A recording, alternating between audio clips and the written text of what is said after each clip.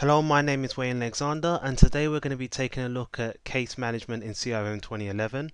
I'm going to be using the web version to show you this demonstration, but I can confirm it's exactly the same process in the Outlook version.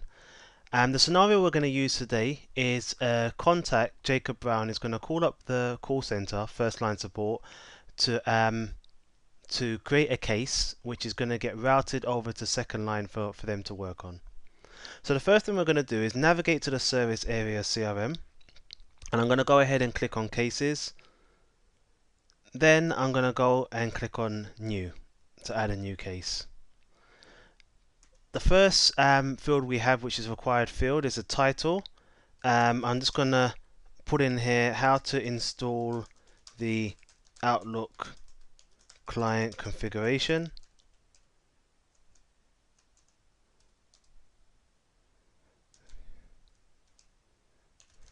CRM. And the second mandatory field we have is the customer. This field is what links the case to another record. So I'm going to just click on the lookup there, go to contact, and there's a contact here, Jacob Brown, and click OK.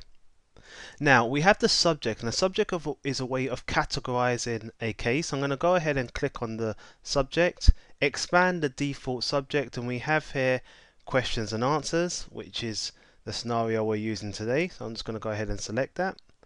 We have the case type, which is a question. Case origin came through via phone. Satisfaction doesn't really get filled out until nearer the end when the customer's confirmed the case has been complete and you're ready to resolve the case.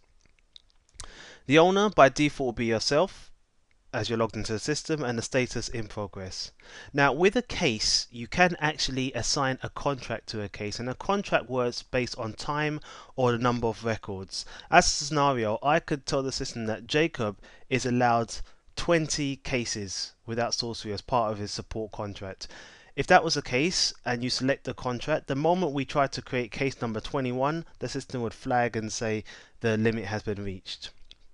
Or likewise, Jacob could have a support contract based on time. So maybe he has a support contract without for a year, and once the year's up, then the system would automatically flag and let us know that the time is up on his contract. You can also associate a product to a case, and you can assign a serial number as well. Last but not least, you have a service level here, which I'm going to select as gold for this particular customer, and then I'm just going to go ahead and hit save.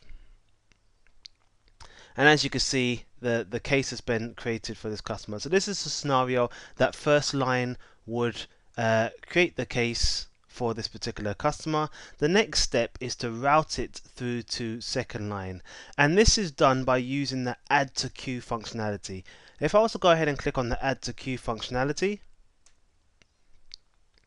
the system would want to know what queue would this case be added to. Now in a normal scenario in a working environment, you would have a case for second line. So if I was to click on the lookup there, we have second line support.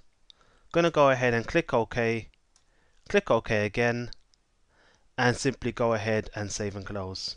Now that's the scenario where first line would create the case when the customer phones up and it gets routed over to second line.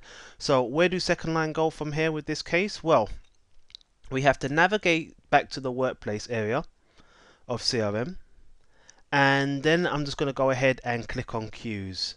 Now bearing in mind, if I was part of the second line team, then my default setup would not be for all queues, but it will be for second line support. And when I select second line support, you'll notice that the screen's blank at the moment, and the reason for that being is because even though I selected second line support, the system actually looks for items I am working on. But if I was to change that drop down to say all items, or sorry, items available to work on, go ahead and select that. There's the case that we that was created by first line. Here it is. I'm just going to go ahead and highlight that case so that the items in the uh, the queue item ribbon become available. And I just want to quickly, before we carry on the case, just go through the various icons that we have here. First, we have routing, and by selecting the case and clicking on routing, it allows you to route this case to another user or to another queue.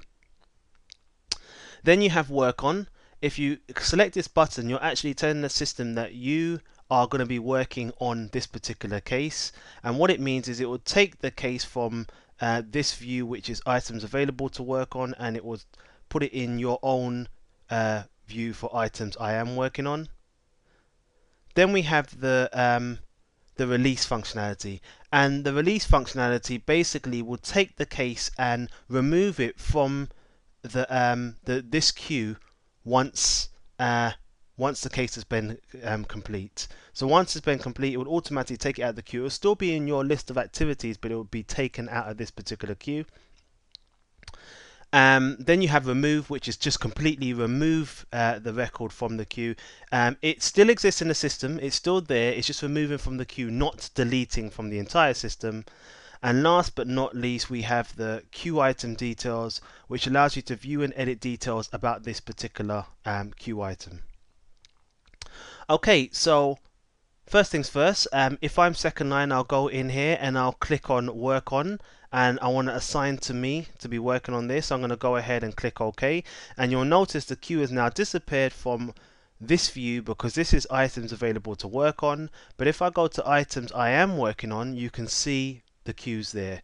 So now in the scenario that I'm second line, what I'll do is I'll open up that particular case. I'll see that they'll want to know how to install the Outlook client configuration for CRM. Well, I know that we have a knowledge base article on how to configure the Outlook client. So what I would do, if I go ahead and expand notes and articles, you can see the system allows me to select a knowledge base article, and I'm just going to go ahead, click on the lookup, and I'm going to type in here search for Outlook, and go ahead, and there you go, how to configure the Outlook client. I'm going to select that knowledge base article and click OK. And then what I'm going to do is I'm just going to go ahead and hit save. So all I've done there is I've identified that an article exists that could tell the user how to install the Outlook CRM Outlook client. I'm going to go ahead and click on show article here, and here would be my article. And in this scenario, I could literally just click on email article, and what the system will do, it will go away and it would email this article to Jacob Brown. I could put in a subject here, and I'm going to put in a subject of Outlook client config, and just go ahead and hit save. And what the system's done is it's gone and fired off this would-be article to the client, informing them how to install the CRM Outlook client.